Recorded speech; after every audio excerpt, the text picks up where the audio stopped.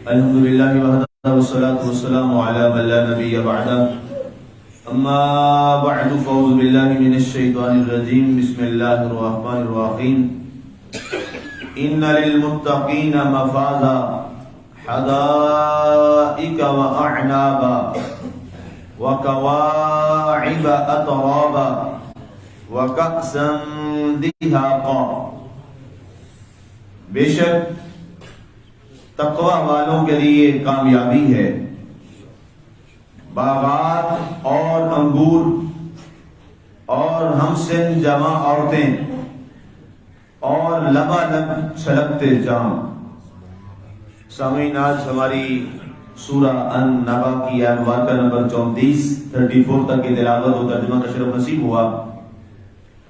کل ہمارا رکوع مکمل ہوا اور آج نئے رکوع کا آغاز کر رہے ہیں. اور رکوع کا جو آغاز ہے وہ پرہیزگار، متقی اور وہ لوگ جنہوں نے اللہ اور اللہ کے رسول صلی اللہ علیہ وآلہ وبارک وسلم کے احکامات کے مطابق اپنی زندگی کو گزارا، تو اب ان پر اللہ تعالیٰ کیسے راضی ہوگا اور انہیں کیسے انعامات سے نوازے گا، اب اس نئے رکوع میں ان کے بارے میں گفتگو کا آغاز ہو رہا ہے. پچھلی آیات ساری آپ جو یہاں آیت نمبر 30 تک آپ نے سماعت کی، اس میں اس حوالہ سے بات تھی. پہلے اللہ تعالیٰ کے اس کارخانہ قدرت میں اس کے جو حسین مناظر ہیں اس کا ذکر کیا گیا. پھر اس کے بعد اللہ تعالیٰ نے اس میں زندگی کیسے گزارنی ہے اور جنہوں نے روح گردانی کی ان کا انجام کیا ہوگا ان کے بارے میں ذکر ہوا.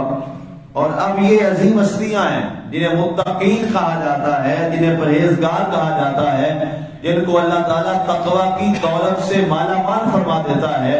تو فرمایا ان کا مقام یہ ہے ان للمتقین مفازا، بے شک جو صاحبان تقوی ہیں اللہ تعالیٰ انہیں کامیاب فرماتے. اب گویا کہ ظاہر ہے کامیابی تو ہر انسان کی خواہش ہے. ہر انسان یہ چاہتا ہے کہ وہ سکسیسفل، ہر انسان یہ چاہتا ہے کہ اس کی زندگی جو ہے حسین اور جمیل اور بہترین قسم کی زندگی ہو، کامیاب ترین زندگی ہو. اور یاد رکھیے گا ہمارے ہاں کامیابی کے معیار اپنے اپنے.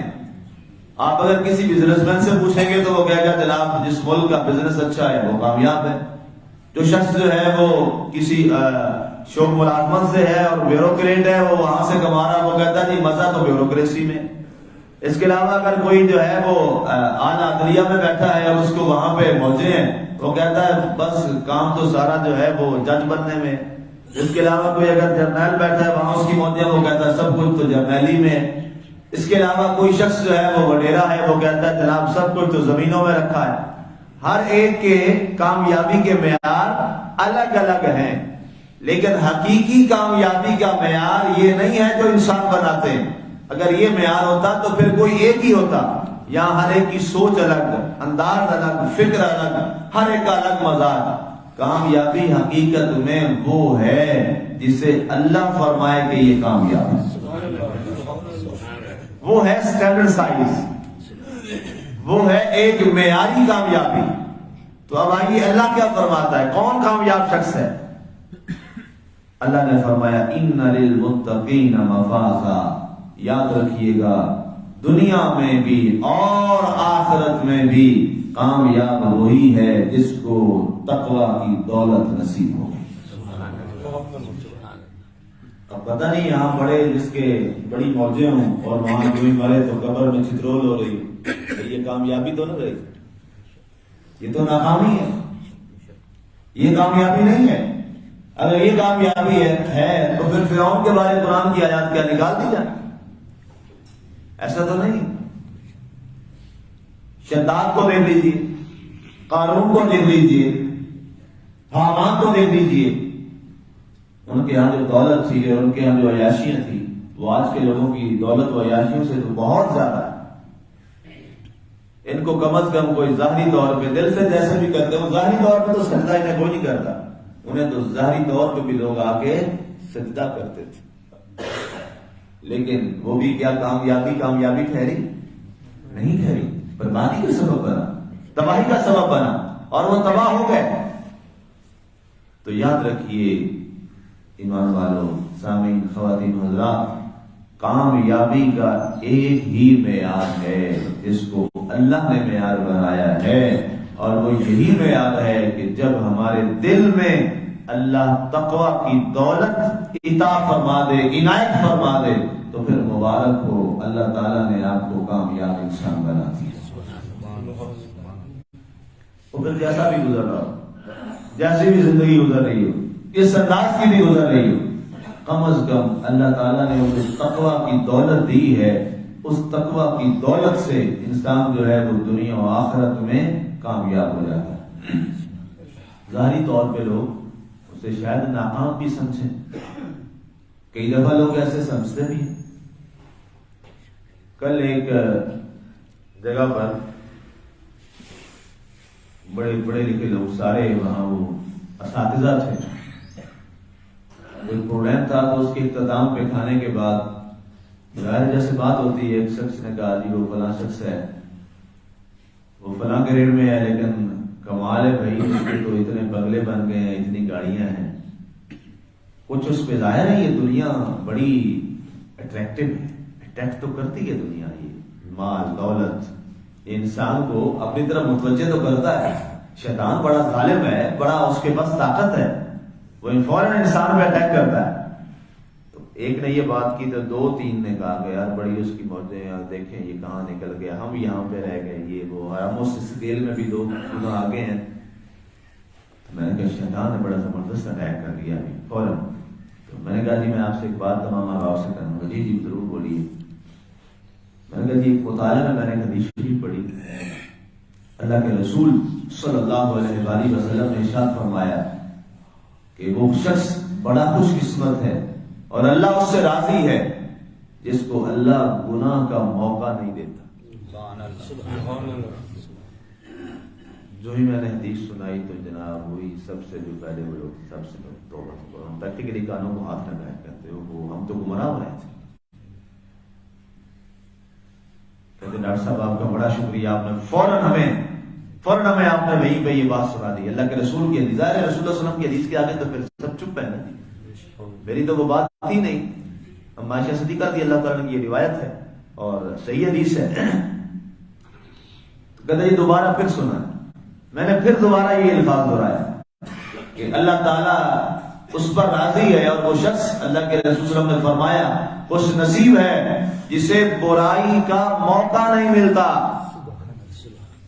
وگرنہ انسان بڑا کمزور ہے، یاد رکھیے جب اسے برائی کا موقع ملتا ہے وہ برائی کر لیتا ہے، اور اگر کسی کو برائی کا موقع نہیں مل رہا وہ یہ نہ کہے کہ وہ فلاں جگہ پہنچ گیا اور وہ اس نے تو رشوت اتنی کھا لی، اتنا کما لیا، یہ اور ہم پیچھے رہ گئے۔ نہیں، میں نے کل یہ بات کی، میں نے کہا بلکہ آپ رات کو جا کر آپ سجدہ شکر ادا کریں اللہ کی بارگاہ میں، یا اللہ تیرا شکر ہے تو نے ہمیں گناہ کا موقع ہی نہیں آنے دیا۔ یہ بڑی خوش نصیبی ہوتی ہے، وگرنہ انسان ہے پھسل جاتا ہے، بھٹک جاتا ہے، انسان اس معاملے میں بڑا کمزور ہے۔ شیطان کے پاس گمراہ کرنے کی بڑے ہیلے بانے، بڑی چیزیں، بڑی طاقتیں۔ آج تو وہ جناب مال، زر، دولت، رشوت، حرام، سب کچھ کرپشن جو بھی ہے وہ کما رہا ہے، کھا رہا ہے، اور اپنے جناب باقیوں سے بڑھ گیا، اور وہ فخر سے بھی کہتے ہیں کہ جی دیکھیں ہم نے یہ بنا لیا، یہ بنا لیا، اور پتہ ہے سب کو کہ یہ کہاں سے آیا ہے، سب جانتے ہیں۔ لیکن یاد رکھیے گا یہ کامیابی نہیں، اس نے یہ جو بنایا ہے اپنے لیے قبر کے اندر اپنے سینے پر جہنم کا ایندھن بڑھا رہا ہے۔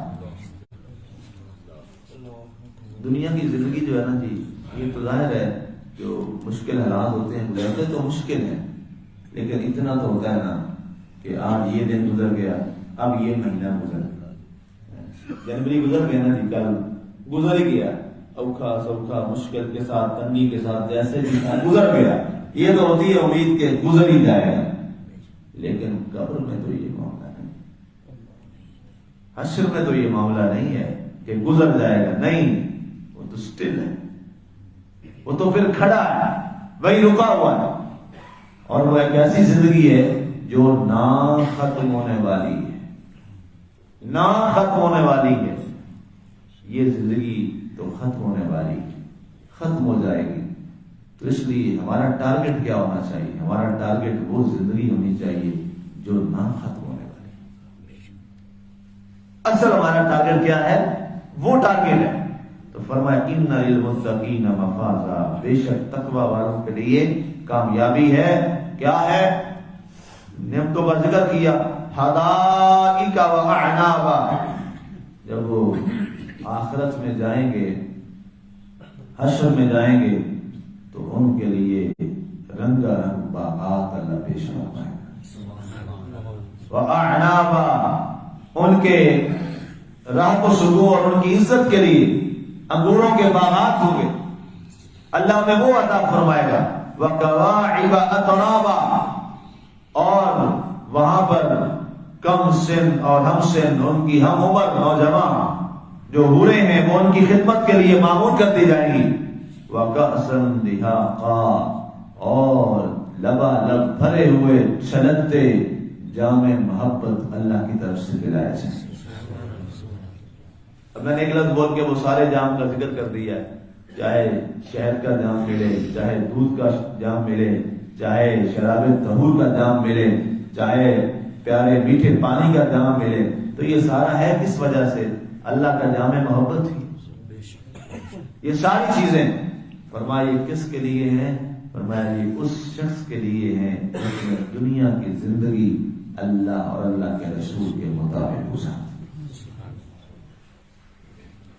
یہ بعض دفعہ حالات دیکھ کر انسان سوچتا ہے، یہ بھی شیطان کی طرف سے اٹیک ہوتا ہے۔ شیطان بہت یاد رکھیے گا، اپنے دشمن سے جو شخص بے خبر ہوتا ہے وہ بڑا جاہل ہوتا ہے۔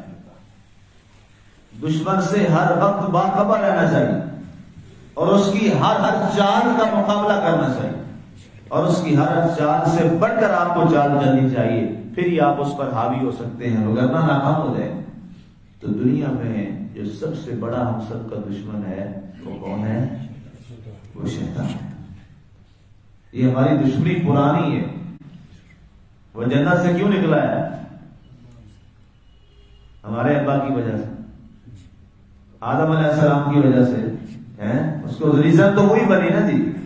وہ کہتا ہے نہ یہ ہوتا، نہ یہ سجدے والی بات ہوتی، نہ میں وہاں سے نکالا جاتا، نہ یہ مسائل ہوتے۔